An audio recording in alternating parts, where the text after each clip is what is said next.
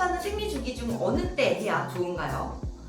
여기서 앞에서 공부했던 내용, 생리주기에 따라 유선 조직의 발달 정도가 달라진다라는 내용을 다시 한번 상기해 볼까요?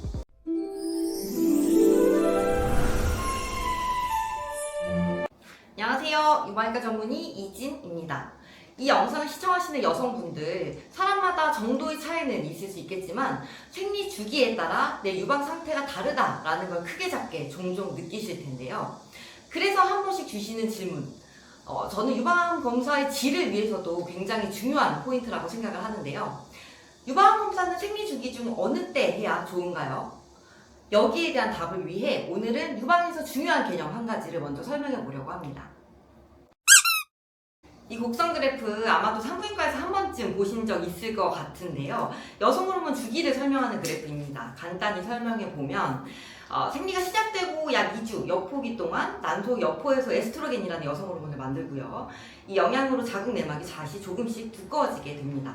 2주 정도 시점에 뇌하수체에서 분비되는 난포 자극 호르몬과 황체 형성 호르몬의 자극으로 여포가 파열되면서 난자가 배란되어 나팔관으로 나가고, 난소 안에 남은 황체에서 프로게스테론 그리고 약간의 에스트로겐도 함께 분비하는데, 그러면서 자궁 내막이 훨씬 증식하게 되죠. 하지만 임신이 되지 않으면 에스트로겐과 프로게스테론이 결국엔 감소하면서 두꺼워진 자궁 내막이 탈락하게 되고, 요게 이제 생리고 다시 새로운 생리 주기가 시작됩니다. 자, 이렇게 난소에서 만들어지는 에스트로겐과 프로게스테론이라는 여성 호르몬 주기에 맞춰서 자궁에서는 매달 아기 받을 준비했다가 임신 안 됐으면 비워내고 하는 과정을 매달 반복을 하게 되는데, 유방에서도 비슷한 일이 일어납니다. 생리가 시작되고 약 2주 여포기 동안 에스트로겐의 영향으로 유관이 확장되기 시작하고요. 배란 이후 생리 전까지 약 2주의 황체기 동안 프로게스테론이 합세하면서 소염, 즉 우유 만드는 포도송이들이 더욱 커지고 발달하게 됩니다. 그러면서 생리를 앞두고 있는 기간에는 유방이 붓는 듯 하면서 무거운 느낌도 들고 통증이나 불편감도 생기게 되는 거죠. 그러다가 임신이 안 되고 에스트로겐과 프로게스테론이 급격히 감소하면 생리가 시작되면서 유방 조직도 원래의 상태로 돌아가게 됩니다. 결국 자궁처럼 유방에서도 아기 생기면 먹여야지 하고 유선 조직 막 증식했다가 임신 안 됐으면 가라앉고, 이런 과정이 매달 반복이 되는 거예요. 자, 그러면 이게 유방암 검사랑은 어떻게 상관이 있는 걸까요? 자, 이건 정상 유방 초음파 사진인데요. 맨 위에 하얀 선 부분이 피부층, 그 아래 살짝 어두운 회색빛 부분이 피하 지방층, 그 아래쪽 약간 밝은 색이지만 얼룩덜룩한 이 부분이 유선층, 그 아래로 얇게 지방층이 한 번 더 나오고, 이 아래쪽으로는 근육과 폐 일부까지 볼 수가 있습니다. 유방 초음파 검사할 때 관심 있게 보는 부분은 요 유선층이 되겠는데요. 유방에 혹이 생기든 암이 생기든 다 요 유선층에 생기게 되는 겁니다.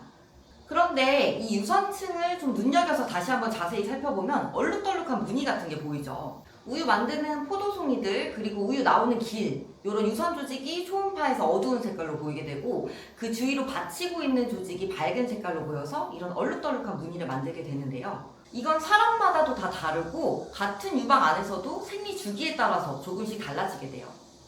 첫 번째 사진의 유선층 A 부분은 무늬가 비교적 단순하고 깔끔하게 보이는 반면에, 두 번째 사진의 유선층 B 부분은 훨씬 더 얼룩덜룩하고 무늬가 복잡스럽죠. A 사진보다 B 사진의 유방이 유선 조직이 훨씬 발달해 있는 겁니다. 여기서 앞에서 공부했던 내용, 생리 주기에 따라 유선 조직의 발달 정도가 달라진다라는 내용을 다시 한번 상기해 볼까요? 이 A, B 사진은 서로 다른 환자분의 사진이기는 하지만 같은 유방 안에서도 배란기 이후 생리 전까지 유선 조직이 발달하는 시기에는 초음파로 유방 조직을 들여다봤을 때 A보다는 B 사진에 가깝게 보이게 되는 거예요. 그런데 문제는 초음파에서는 혹도 이렇게 어두운 색깔로 보이게 되는데, 이렇게 배경 자체가 얼룩덜룩한 무늬의 유방에서는 이 부분을 병변으로 봐야 하는지 유선 조직의 일부로 봐야 하는지 애매한 경우들이 종종 있을 수가 있어요. 아주 작은 혹의 경우에는 비슷한 색깔의 유선 조직에 가려져서 혹이 잘 안 보이게 되기도 하고요.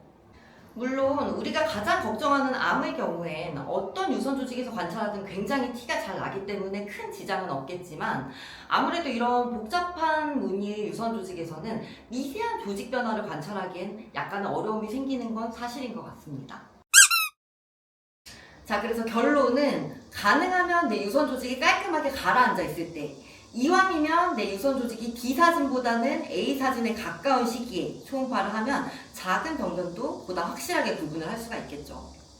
아직 유선 조직이 심하게 발달하기 전, 생리 시작하고 일주일 정도 배란일은 오기 전, 요때가 초음파 검사하기에 가장 최적의 시기라고 할 수가 있겠고요.